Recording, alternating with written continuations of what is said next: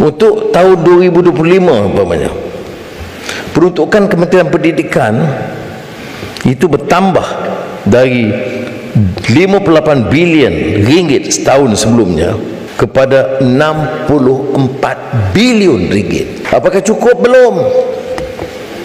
Masalah tandas sekolah pun belum selesai. Saya tadi sembang jemaat di kawasan Puchong Dalam, kawasan kampung sikit belah Puchong.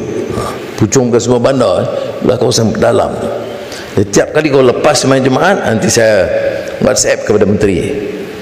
Karena ada saja. Dan kalau tanya pelajar-pelajar sekolah tu, sekolah rendah, sekolah menengah, tanya guru semua hadir ke?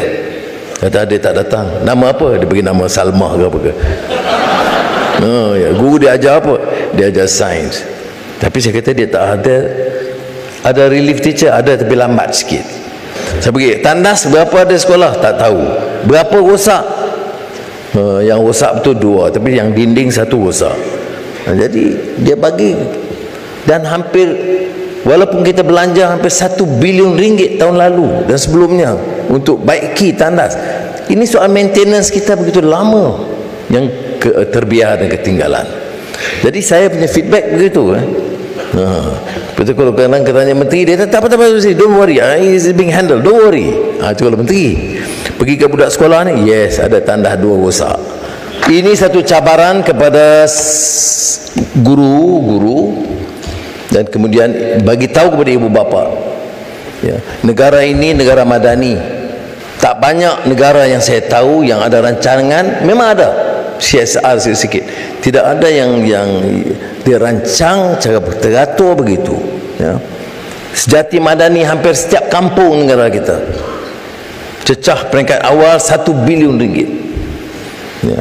Kampung angkat madani, dan sekarang sekolah angkat madani, di mana syarikat-syarikat dan pegawai tinggi turun ke bawah untuk menyantuni mereka dan cuba meringankan beban mereka.